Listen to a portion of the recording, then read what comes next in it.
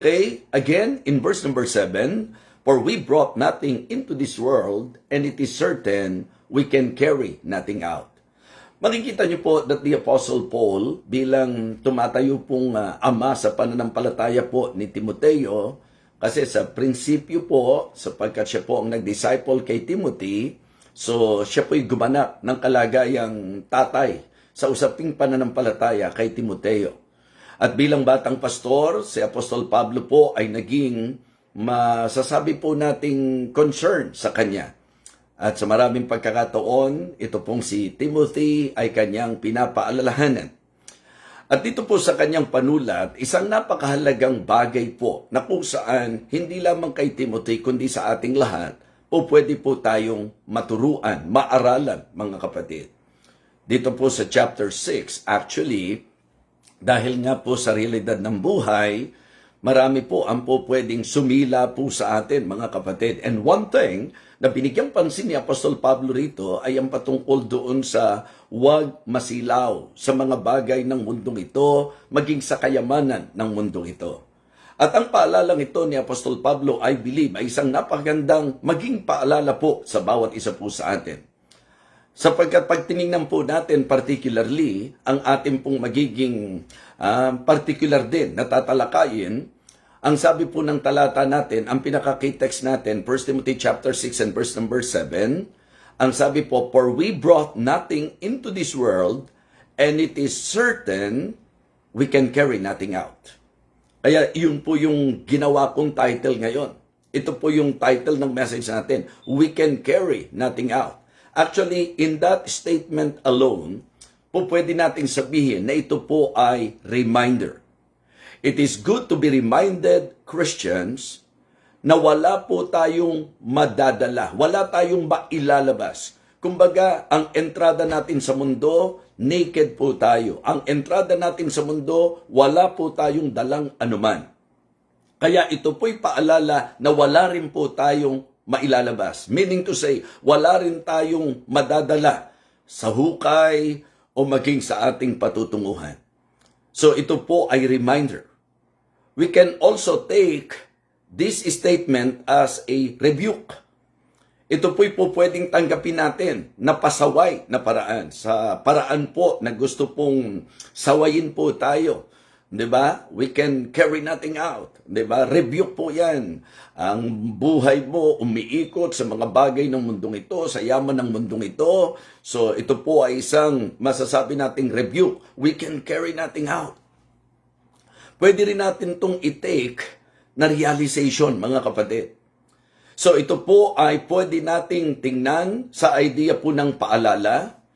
Okay? Ito po ay pwede nating i-take sa kalagayan po ng pagsaway at po pwede rin nating tingnan po ito sa tinatawag nating ideya ng realization.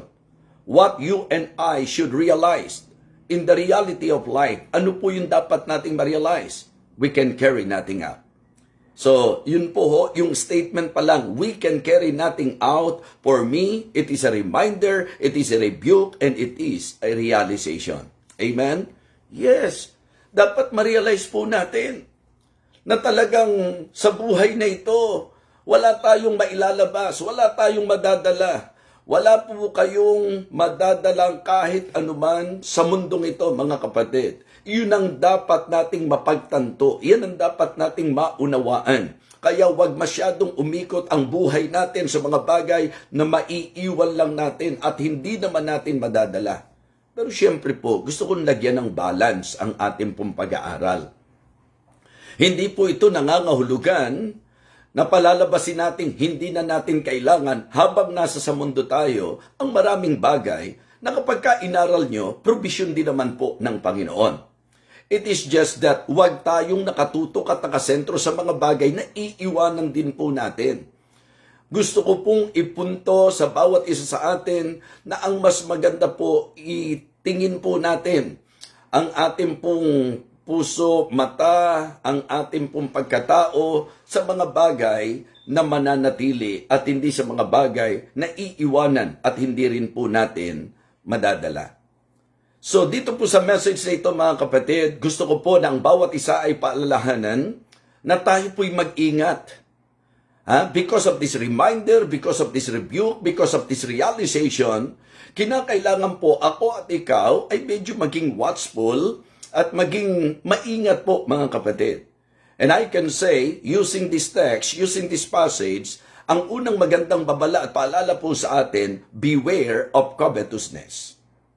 Diba? Mag-ingat po tayo sa kasakiman, mga minamahal. Ito po ang problema ng marami. Actually po, ang normal at ang natural sa tao ay yung pong maging makasarili at masyadong maging mapaghangad. So I remember one parable na ginamit po ng Panginoon sa Luke chapter 12. Remember? Gumamit po siya ng parable at ito po pwede nating makitang magamit na ilustrasyon sa usapan po ng talagang paghahangad pa. Kasi pag sinabi nating covetousness, mga kapatid, ito po yung kauhawan na kung tutuusin, never na masasatisfy. Diba? Yun po ang dapat maintindihan po natin. So beware of covetousness. Yung bang laging ang ano mo, pagka may ginusto kang isang bagay, sige pa, higit pa, diba? Okay? Hindi matatapos.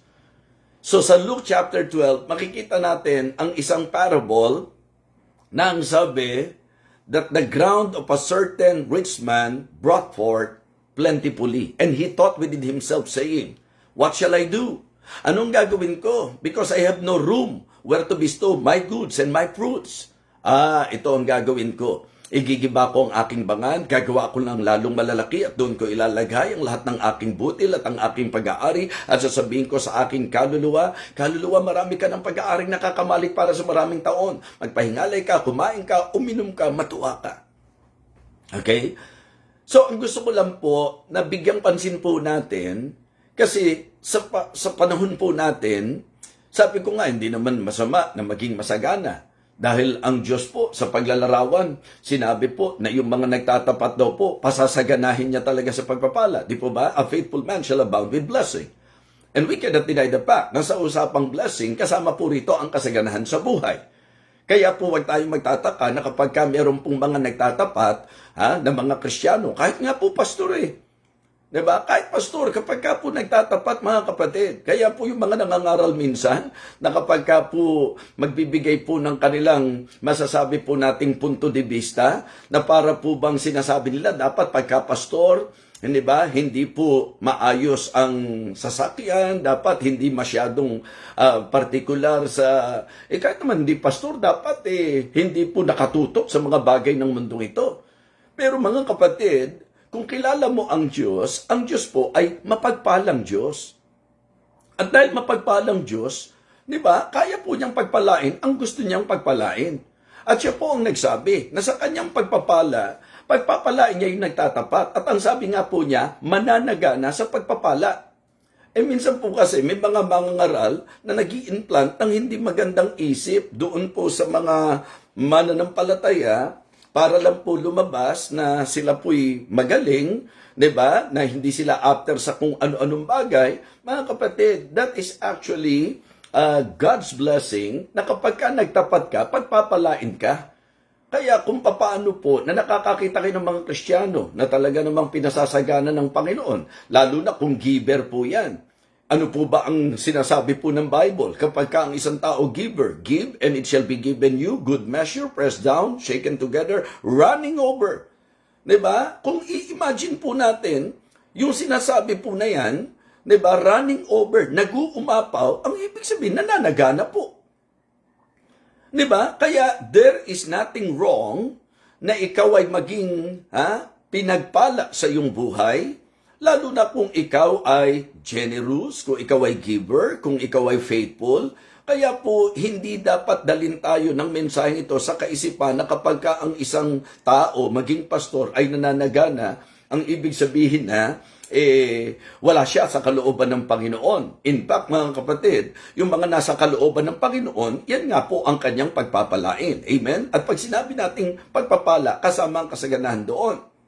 Pero gusto ko po nang bigyan po natin ng pansin kung bakit ginamit ng Panginoon ang parable na ito, sapagkat ito po ay parable para sawayin po ang mga taong walang kasiyahan. Yung mga taong sobrang mapaghangad. Kasi yun po ang bawal. Nasa sobrang paghangad mo kung ano-ano gagawin mo. Mga pastor na gagawa ng magic para lang po managana. Hindi po magic ang susi upang ikaw ay managana. Katapatan po ang susi para tayo pagpalain, para tayo po'y managana. Yung pagiging mapagbigay po ang susi. Pero yung halimbawa, pastor ka o kahit na Kristiyano na gumagawa ka ng sarili mong diskarte dahil sa paghahangad mo, dahil sa pagnanasa mo, mga kapatid, yun po ay malaking problema. Alam niyo, yung covetousness, yan po ang isang dahilan dahil bawal ng Diyos yan, di po ba? Ang sabi po ng Hebrews chapter 13 verse number 5, let your conversation be without covetousness, and be content with such things as ye have. For he had said, I will never leave thee, nor forsake thee, so that we may boldly say, the Lord is my helper, I will not be afraid. I will not fear what man should do unto me. So makikita nyo po, mga kapatid, na yun po yung masama. Kaya nga po ang Kristiyano po, hindi tayo nagpo-promote at nagpapatronize ng gambling. Sapagkat ang gambling po ay paghahangad ng hindi sayo. Di po ba? So kaya napakaganda po na tayo ay mapaalalahanan nitong mensaheng ito. Beware of covetousness, mga kapatid. So ang ating pong mensahe, we can carry nothing out. Kaya wag naman tayong maging sakim. Hindi mo naman madadala yan eh. Minsan, even to the point na nanglalamang ka ng kapwa mo eh. Kaya nga, mga kapatid, nililiwanag ko lang po sa inyo. Yung mga Kristiyano na parehas na tumatrabaho, yung mga Kristiyano na masisipag sa kanilang hanap buhay, hindi po yan sinasansala ng mensaheng ito. In fact, yan po ang tama. Pero yung to the point na manglamang ka, mang-api ka ng kapwa mo, maghangad ka ng hindi sa'yo, yan po ang masama.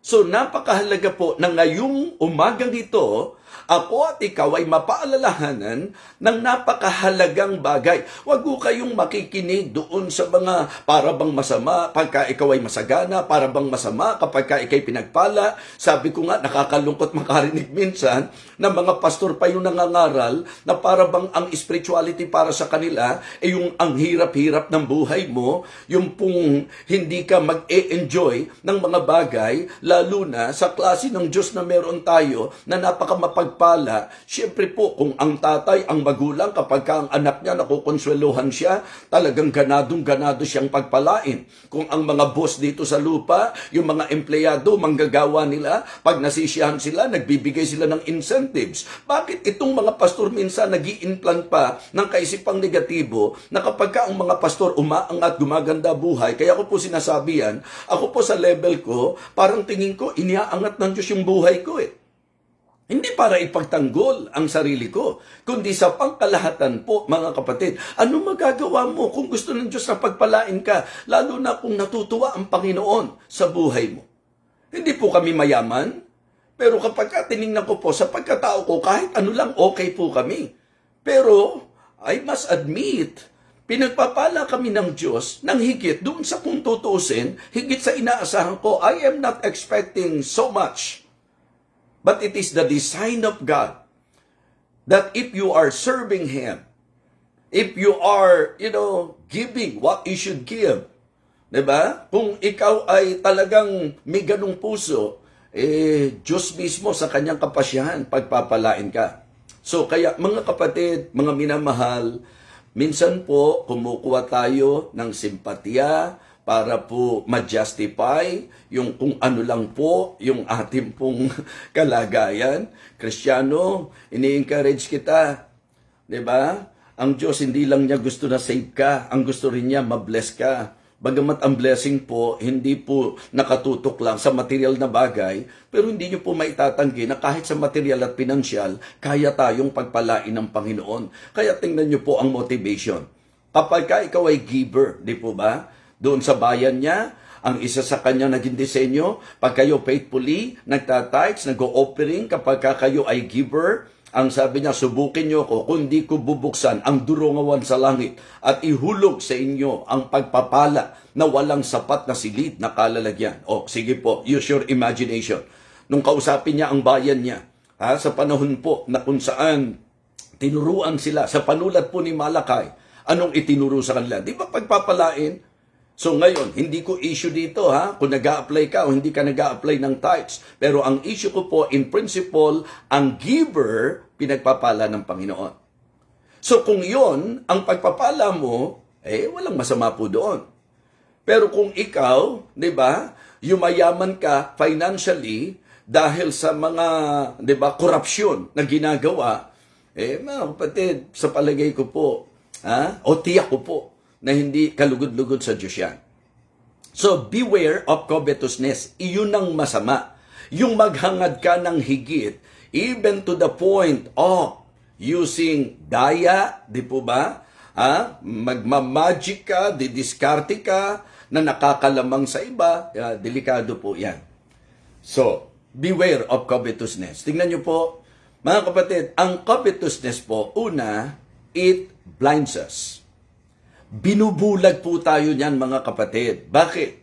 Kasi nagkakaroon ka ng sentro sa mga temporal at yung mga priorities natin nawawala na sa paningin natin. Yung eternal na dapat yun ang masinesentrohan natin. Tama po?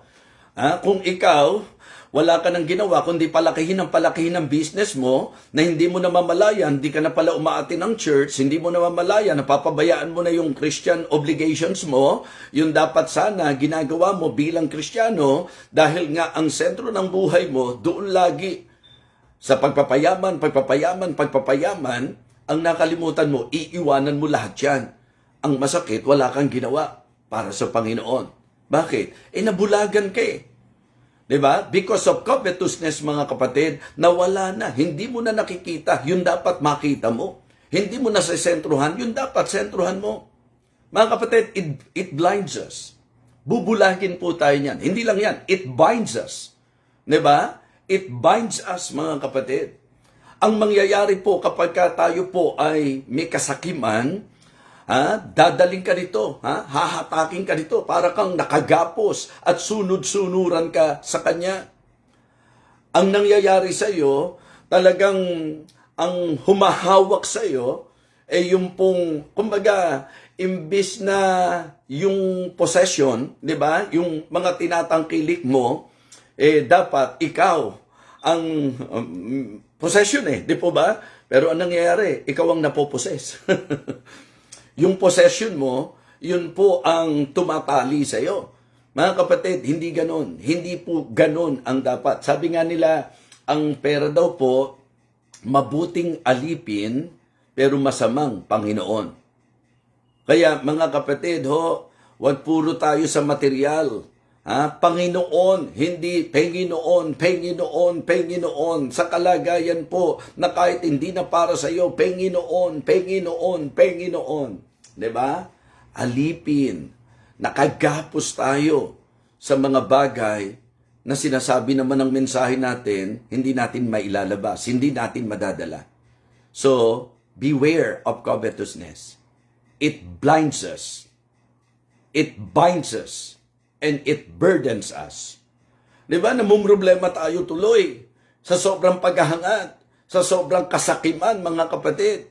Kaya nga, isang napaganda na makita natin na sa Christian life, areglado lang.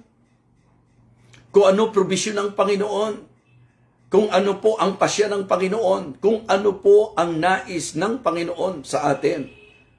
So, mga kapatid, mga minamahal, tinatalakay po natin ang mensahe na pinamagatan nating we can carry nothing out. Ito po ay reminder, ito po ay rebuke, ito po ay realization. We can carry nothing out. So beware of covetousness. Yung laging paghahangad ng higit pa, mga kapatid. In fact, for me, as I consider yung talagang nangyayari sa buhay namin, ang nakikita ko po, Mula sa katayuan na ako po'y na-save, mula sa katayuan na ako po'y nagsuko ng buhay sa Panginoon. In fact, ang ikinakokontra nga po ng iba, pag nag-surrender ka ng buhay mo sa Panginoon, ang sasabihin nila, anong mangyayari sa buhay mo? Saan ka makakarating yan? Bakit mo naman sinayang yung future mo? Bakit naman binaliwala mo yung pangarap mo? Di po ba? Yun po ang takbo ng isip ng tao. Na kapag ka sa Diyos mo ibinigay ang buhay mo, parang pagtatapon, parang pagsasayang, pinatutunayan ng Diyos na mali yung ganong konsepto. Bakit? Sapagkat pagka sa Diyos mo ibinigay ang buhay mo, kapasyahan ng Diyos ang i-enjoy mo sa buhay mo. God will be the one to decide for your blessings. Hindi po ba? Sa mga pagpapala mo. Kaya nga, kapag ang isang tao nagsuko ng buhay, hindi naman po kami nagsuko ng buhay para materially managana. Hindi naman po kami nagsuko ng buhay namin sa Panginoon para po sa mga material na pagnanasa o pinansyal na pangarap. Kami po'y nagsuko ng buhay sa Panginoon sapagkat ang realization po, dapat meron tayo. Pag ang kalooban ng Diyos hindi nasunod sa buhay mo, never na magiging matagumpay ka. Dapat wala tayong other option but to obey. Di ba? But to do the will of God in our lives. And if we will decide na ang Diyos ay sundin natin, sa palagay niyo po, malupit ba ang Diyos? Sa palagay niyo po, wala bang kwenta ang Panginoon? Kaya nga sabi ko, maraming bagay sa aming buhay na hindi namin pinangarap, pero anong ginawa ng Panginoon? Kahit po sa akin pong hinagap, hindi pumasok yan. Nung kami damputin ng Panginoon, nung kami po'y tawagin ng Panginoon, napakapayak ng aming kaisipan. Never na inisip ko po, sapagkat sa akin po, aminado lang po ako. Nabagamat sa iba, ordinary naman po yung nararanasan namin. Pero sa tingin namin, sa sarili namin, sa level namin, parang sobrang thankful kami na sa Panginoon sa lahat ng ibinibigay po niya sa amin. Okay? So pero, yung halimbawa po, magsusuko ka ng buhay dahil sa paghahangad mo, 'di ba? At pagka hindi mo nakamtan, magtatampo ka sa Diyos, ibang usapan po 'yon. So kaya ipinapaalala po ni Apostol Pablo kay Timothy, ang sabi niya, "For we brought nothing into this world, and it is certain we can carry nothing out." Kasi ang ipino-point out niya, ang sabi niya, "But godliness with contentment is great gain." At ang sabi ni Apostol Pablo, ito ang problema ng mga covetous Yun talagang sobrang pagmamahal sa lapi, sa pera, mga kapatid. Ang problema naman po, yung pong mga hindi po marunong at magtapat sa pagbibigay, kasakiman din po yun. Yung hindi para sa iyo, ayaw mong ibigay. Yung hindi para sa iyo, yung ipinagkatiwala ng Panginoon sa iyo. Kasi ganun po tayo Lahat ng bagay na meron tayo, stewards po tayo ng Panginoon. So kapag hindi mo mabitawan, hindi mo maibigayan, hindi ka maging giver, lalo na po sa church, sa mga projects, sa mga... Kaya dyan ako sumasaludo na kahit ng mga miyembro minsan, mahihirap lang ang buhay, pero talagang pagdating sa Diyos, mukhang mayaman. Generous ang heart, mga kapatid. So, yun po ang magandang mindset. Hindi po ba? So, iyan ang isang bagay na gusto nating maituro at matutunan ng bawat isa. Mga kapatid, hindi kailangan maging mayaman para maging generous. Ang generosity, heart po yan. May mga mahihirap na tao pero ang heart generous. Meron naman pong mga napakayayaman, mga kapatid, pero talagang kung ano-ano ang mga debate na gustong gawin para lang po hindi maibigay ang para sa Panginoon. Sabi ko nga, sa church natin, hindi natin magiging problema yan. Bakit? Wala naman po tayong pilitan Kasi kahit anong gawin mong pilit sa isang taong ayaw, wala tayong magagawa. So kaya importante na mapaalalahanan lang po tayo na baka mamaya kaya po tikom na tikom ang kamay natin sa sobrang kasakiman na sa lahat ng meron ka, nagawa mo pang panghinayangan na ibigay ang para sa Panginoon. So hindi po makatutulong sa atin yan. And to tell you honestly, yan po ay larawan din ng covetousness. Yung bang puro sa'yo lang, di ba? Puro sarili, mga kapatid.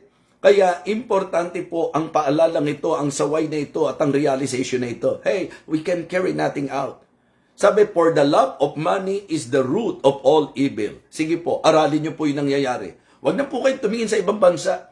dito na lang sa bansa natin na kung tutuusin sa mga presenting issue po ngayon, sa mga kinasasangkutan po ng marami, marirealize yung yaman pala ng bansa natin eh. Pero kanino lang napunta? Sa mga sakim, sa mga covetous, mga kapatid. O ngayon, kung sila po'y na-involved at talagang guilty po sila, nakakatulog kaya ng maayos? At dahil hindi nakakatulog ng maayos, pwede kayang magkasakit? Pag nagkasakit po yan, ano ang posibleng resulta? Pag nawala po sila sa mundong ito, madadala ba nila ang lahat ng yan? So ito po ang eksaktong paalala. Kaya ang sabi po, let your conversation be without covetousness. Ang paalala po, for we brought nothing into this world and it is certain we can carry nothing out. Kaya ipanalangin niyo yung bansa natin sapagkat lumulutang ang napakaraming tao na may kasakiman. At kung Kristiyano po tayo, hindi dapat makita sa atin ang kasakiman. Amen? Hindi tayo dapat mabuhay sa covetousness. It blinds us, it binds us, and it burdens us. Diba? Laking problema mo yon, yung gusto ka, yung may gusto ka, hindi mo makuha. Diba? Talagang sobra yung pagnanasa mo sa isang bagay, hindi mo makuha. Burden po yan. Pangalawa, beware of comparisons. Beware of comparisons. So, yun din po ang isa sa problema na dapat nating pag-ingatan. Yung bang ang nagiging gawin natin, magkumpara, buti pa sila noon, buti pa sila meron noon, bakit tayo wala? Bakit ako wala? Yung bang ang dating, gusto mo na lahat ng meron yung iba, meron ka din. Ito po tatandaan nyo, sa reality of life, maraming bagay na meron ng kapwa mo na wala ka. Pero dapat mong maisip na meron ding mga bagay na meron ka, wala sila. Okay? So, at minsan, nagtatampo pa tayo sa Diyos. Okay? So, kaya nga ito sinasabi ko. Sa akin pong natutunan, ako po actually, ang pagbibigay ko, depende sa leading ng Panginoon.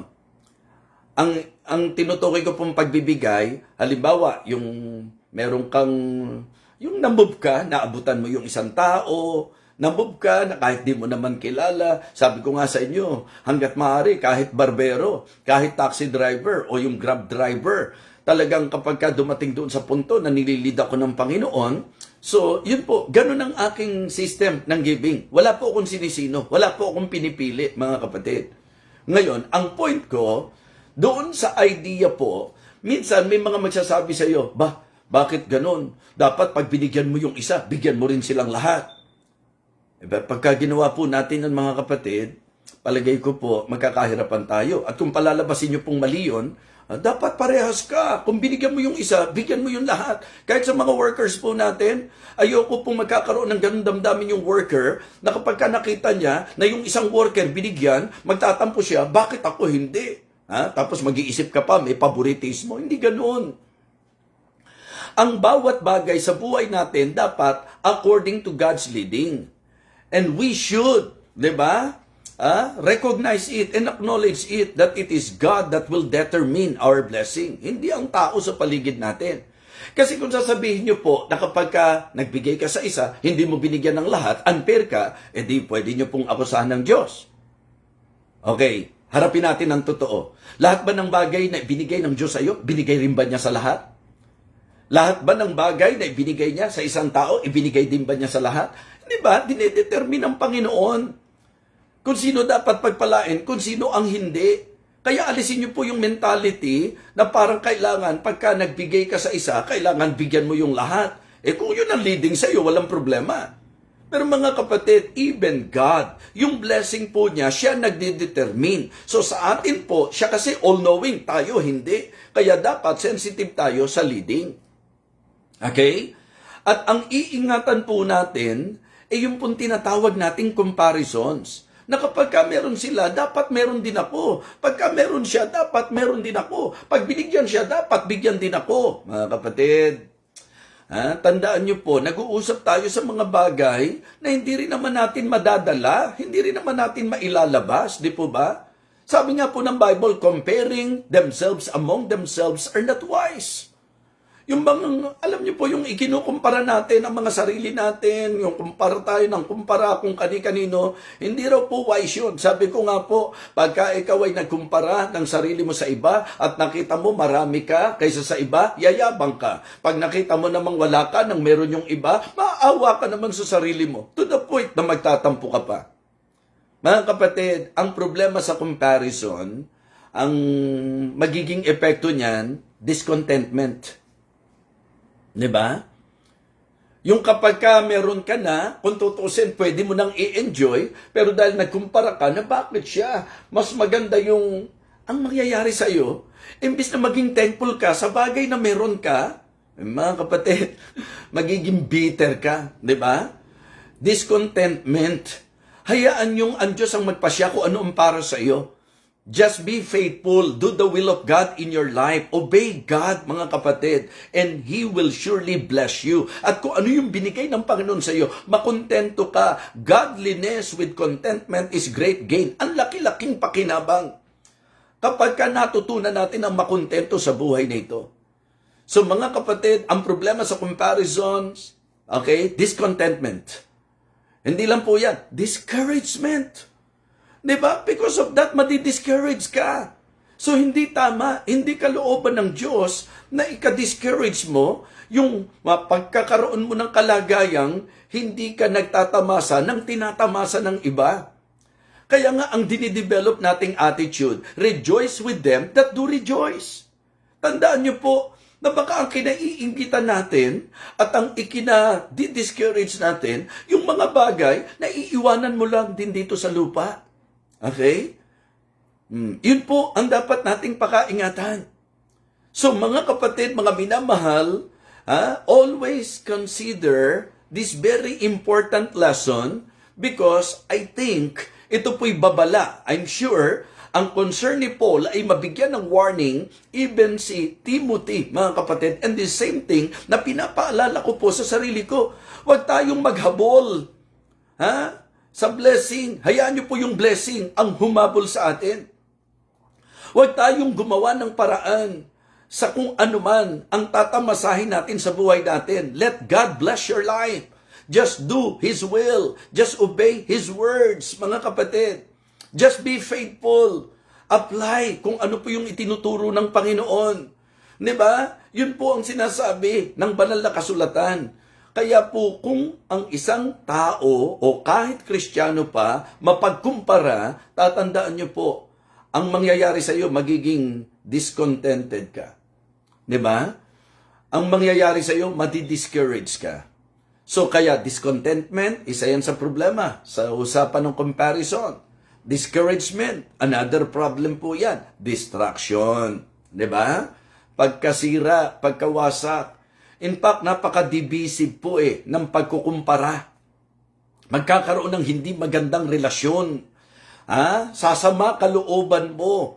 Mga kapatid, alisin natin sa isip natin ang pagtatampo sa Diyos na napaka-perpekto at napakatalino sa lahat. Alam niya kung ano para sa akin. Alam niya kung ano para sa iyo. Alam niya kung ano ang para sa kapatid natin. Alam niya kung ano ang para sa bawat isa. Ang Diyos po ang nakakaalam.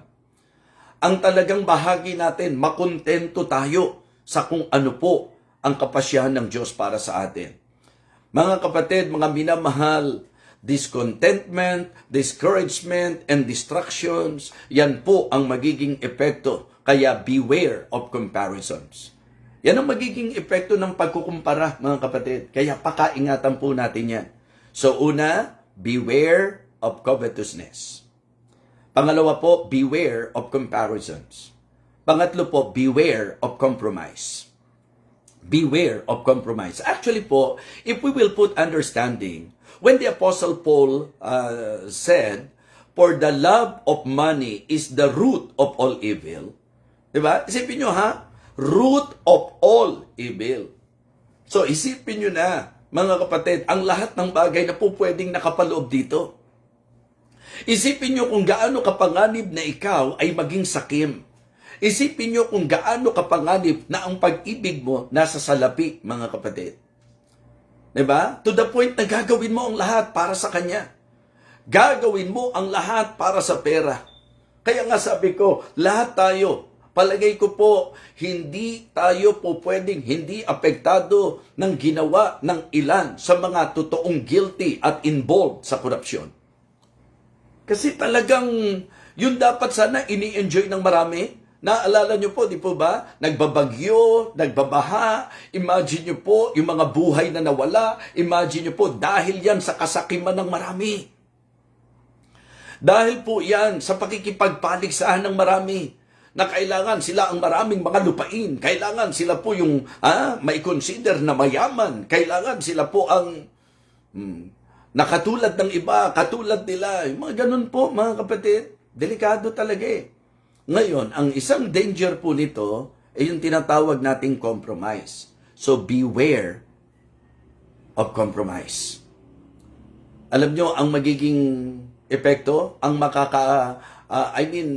ang pwedeng maapektuhan sa usapan ng compromise, una, our standards.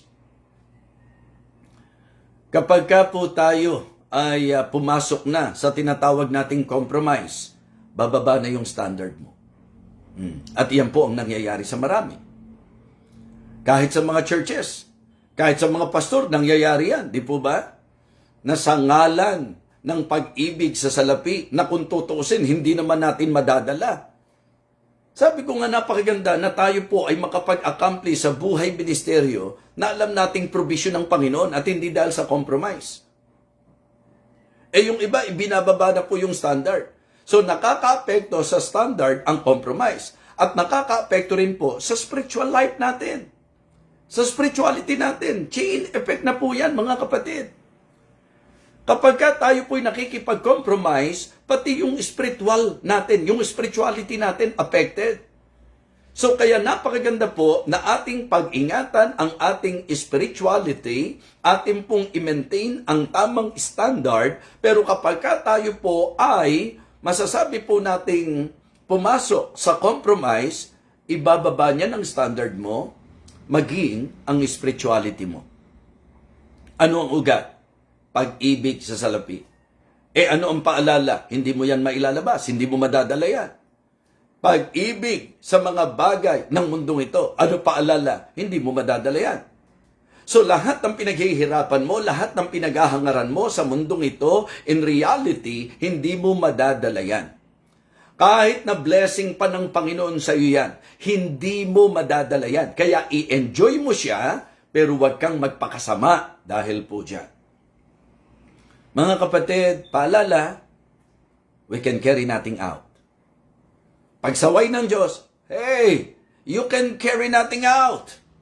Realization, wala naman tayong madadala eh. Wala naman tayong mailalabas. So ito po ang mensahe ng Panginoon ngayong araw na ito para sa bawat isa sa atin. For we brought nothing into this world, and it is certain we can carry nothing out. Kaya po ang panawagan po ng mensahe natin, mga kapatid, ay yung tinatawag nating contentment. With God, di ba? Godliness with contentment is great gain. Conformity to God. Yung bang kung ano po ang pagpasyahan ng Diyos, doon tayo. Siya ang nakakaalam. And then concentration on the things of God. Okay? So, una, contentment, of course, with God in our lives. So, napakagandang paalala po niyan. So, yun tayo po'y makontento sa kung ano po ang para sa atin. Okay? And then, yung pong concentration sa mga bagay ng Panginoon. Ngayong araw na ito, umaasa po ako na muli pinagpala po tayo ng Panginoon. Paalala, pagsaway, at realization po. Reminder, rebuke, and realization. We can carry nothing out. So, beware of covetousness, beware of comparisons, and beware of compromise. For the love of money is the root of all evil. Paalala, kahit anong pagpapakahirap, anong diskarte ang gawin mo dyan, tandaan nyo po, hindi natin madadala sa kabilang buhay yan. Kaya po, sapat na may kinakain tayo, meron tayong iniinom, meron tayong dinaramit, matuto tayong makontento. Amen? Makontento po tayo sa provision ng Diyos. At kung sa kapasyahan ng Diyos, may kinakain ka na, may iniinom ka na, meron kang isinusuot, tapos binigyan ka pa niya ng sasakyan, binigyan ka niya ng maayos na negosyo, binigyan ka niya ng magandang bahay, binigyan ka niya ng masaganang material na bagay. As long na konfidente ka na yan ay ayon sa kalooban ng Diyos at totoong blessing ng Panginoon, wala akong nakikitang evil dyan. Kaya wag din po kayong makikinig doon sa mga ngaral kuno na walang ginawa kundi maghasik ng mga kontrobersiya, mga kapatid. Ang pakinggan nyo pong mga ngaral, yung talata po ng Biblia ang ipinapangaral po sa inyo. Okay? Kaya pag nakakita kayo ng mga kapatiran na pinagpapala, huwag kainggitan, makigala kayo sa kanila. Okay? Pag nakakita kayo ng mga servants of God na pinagpapala, in fact, if you will study the Word of God, dapat nga isa tayo sa dahilan kung bakit po napagpapala ang mga manggagawa ng Panginoon. Okay? Yun po ang mensahe ng Panginoon. Again, memory verse na naman yan. Diba? 1 Timothy chapter 6 verse number 7, For we brought nothing into this world, and it is certain we can carry nothing out. Ayan, subukan nyo po, i-memorize natin. Pwede nga dalawa pa yan eh. Godliness with contentment is great gain. Godliness with contentment is great gain. Godliness with contentment is great gain. Amen? Okay, for we brought nothing into this world, and it is certain we can carry nothing out. Let us pray.